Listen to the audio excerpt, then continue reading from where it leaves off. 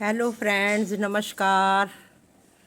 पहले तो आज सभी को रक्षाबंधन की बहुत बहुत मुबारक हो। परमात्मा से दुआ करते हैं सभी बहनों के भाइयों की आयु 200 साल तक हो। 200 साल क्या, जब तक दुनिया है तब तक खुश रहें, आबाद रहें। भगवान उनको खूब ज़िंदगी में भी तरक्की दे, आयु भी अच्छी हो, लंबी हो, और सेहत में भी स्वस्थ रहें। और राखी बांधने वाली बहनों को भी बधाई हो। उनकी आयु भी लंबी हो, वो भी रक्षाबंधन बांधने के लिए हमेशा तत्पर रहें। भगवान से ये मेरी प्रार्थना है।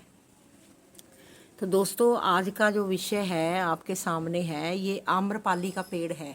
आप देख रहे हो, ये है आम्रपाली बारहमासी। एक आम होते हैं जो हम गर्मियों में खूब खाते हैं ना, खूब खूब उस पर फल आता है, खूब गर्मियों में आम आते हैं।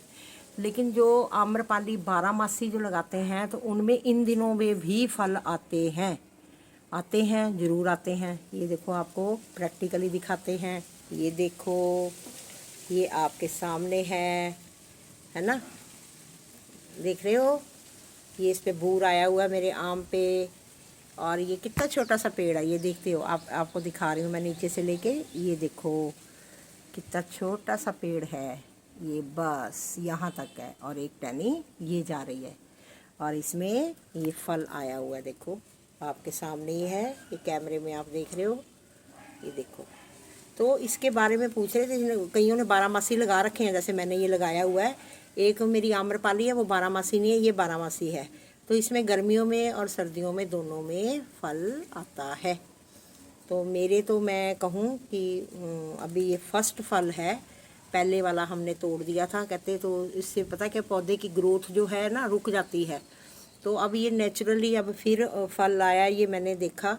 तो मैंने कहा नहीं, अब नहीं इसको हटाएंगे, पौधा जो है ना स्ट्रेस में चला जाता है, तो ये हमने अब नहीं करना। तो ये प्रक्रिया शुरू होने पर हम आम की देखभाल कैसे करें। जब ऐसे ये फ्रूटिंग पर होता है पौधा, तो हमें इसके लिए, आम के लिए अब क्या करना है इस सीज़न में, क्योंकि अब मौसम ठंडा आ रहा है। तो अब मैंने इसको खाद बनाते हुए, तो मैंने इसका नहीं दिखाया था, अमरूद का आपको दिखाया था सबको, कि अमरूद में मैंने क्या क्या डाला था, कैसे मिट्टी तैयार की थी।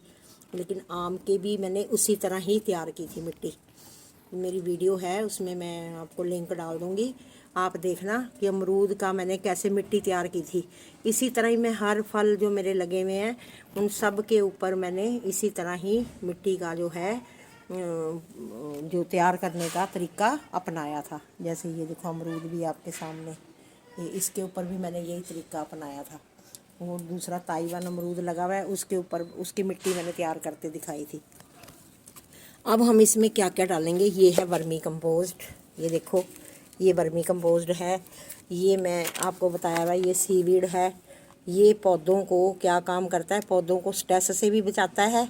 और उसके बाद ये जो मिट्टी की, जो इसकी जो मिट्टी है वो रिच होती है, और इसकी ग्रोथ अच्छी होगी, पौधे की ग्रोथ अच्छी करता है ये सीवीड जो है। और नीम खली इन दिनों में, इस टाइम पे जब ये बूर आ रहा है ना, तो हमें कीड़ियों से बचाना है मिट्टी को, है ना। इन दिनों में कीड़े कीड़ियाँ, इन चीज़ों का प्रकोप बड़ा होता है, पत्तों पे भी कोई इफ़ेक्ट ना हो। तो इस चीज़ को देखते हुए हमें ये नीम खली जो है, ये नीम खली हमने इसके चारों तरफ एक मुट्ठी जो है गुड़ाई करके वो डालनी है, ताकि इसकी मिट्टी जो है वो अच्छी बनी रहे, रिच बनी रहे, और इसके ऊपर कोई भी अटैक ना हो कीड़ों का। और उसके बाद इसमें होता क्या क्या है, वर्मी कंपोस्ट जो डालूँगी ये हमारे फ़ायदा बहुत करती है। ये ऑर्गेनिक खाद है, और इसमें ये देखो क्या क्या होता है, ऑर्गेनिक कार्बन होता है इसमें, है ना, और नाइट्रोजन होती है, पोटाशियम होती है, फास्फेट होता है ना, सारा कुछ इसमें है। तभी करके वर्मी कंपोस्ट को डाला जाता है। कई गोबर की खाद डालते हैं, वो भी मच बेटर। अगर पुरानी खाद मिलती है तो गोबर की खाद भी हम डाल सकते हैं। उसके साथ साथ और भी मैन्योर देने की ज़रूरत पड़ती है पौधों को, जो कि पौधे को सहायक करती है वृद्धि करने में। तो ये आम्रपाली का आज मैं बता रही हूँ। ये देखो, मैं गुड़ाई कर रही हूँ आपके सामने। ये गुड़ाई कहाँ करनी है, या जिन्होंने अपने गमले में लगा रखा है और उसकी ये आपने ध्यान रखना है कि जड़ से आपने थोड़ी सी दूरी बना के रखनी है। तो ये जड़ की साइड से ये बिल्कुल किनारे किनारे हमने इसको ऐसे खोदना है मिट्टी को। और ये देखो,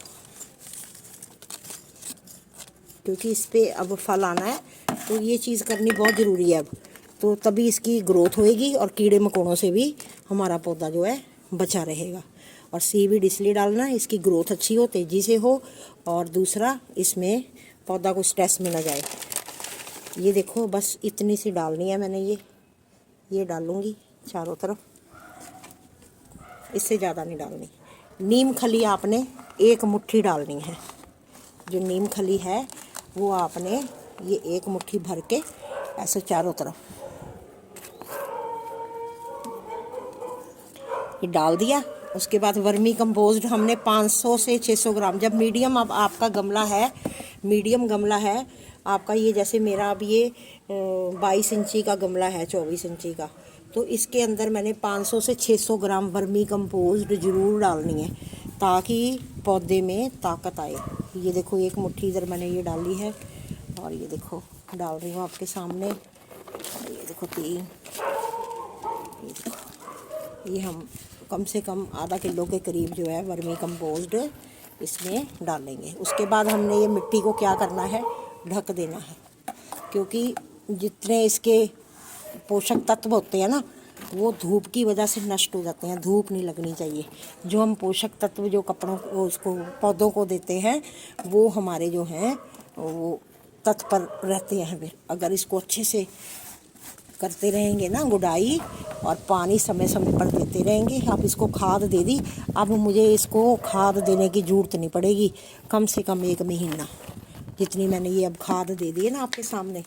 तो इससे अब क्या होगा, इस पौधे में जान भर जाएगी। अब इसको हम पानी देंगे थोड़ा रुक के, तुरंत नहीं। अभी मिट्टी में सारा ये खाद डाली है, इसके खाद डालने के बाद, गुड़ाई के बाद कभी तुरंत पानी नहीं देते। ज़्यादातर वीडियोस में मैंने देखा है सभी इधर उधर सब यही बताते हैं, जबकि एग्जैक्ट माली वगैरह जो होते हैं वो हमेशा केयर टिप्स यही बताएंगे कि कभी भी पौधे की गुड़ाई करके उसके पास तुरंत पानी नहीं डालना, क्योंकि जड़ें हवा ले रही होती हैं, हवा का आवागमन हो रहा होता है, ऑक्सीजन जाती है पौधों की उसकी जड़ों में, तो वो फिर क्या है, पौधे मरने का डर होता है।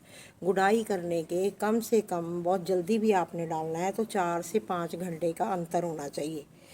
इस चीज़ का आपने ध्यान रखना है। जिन्होंने आम्रपाली लगाई हुई है, 12 मासी लगी है, वो ध्यान रखें इस टिप्स का।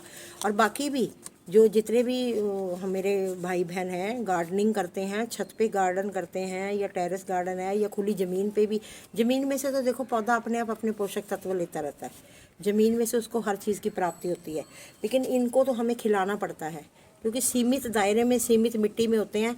इनका जो हमने लगाया होता है वो दायरा इतना कम होता है कि उस मिट्टी को रिच बनाते रहना पड़ता है, क्योंकि पिछले दिनों में बरसातें बड़ी रही हैं, और अब ये आ गया फ्रूटिंग पे पौधा आ गया। तो इसके लिए हमने अब देखो नीम खली भी डाल दी, वर्मी कंपोस्ट भी डाल दी, इसमें सीवीड भी डाल दिया, जो पौधों की ग्रोथ करता है, पौधे को स्ट्रेस में नहीं आने देता।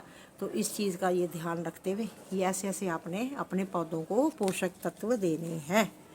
और मेरी आज की जानकारी कैसी लगी? अगर अच्छी लगी तो मेरे जो दोस्त हैं, भाई बहन, लाइक ज़रूर किया करो भाई, लाइक करो।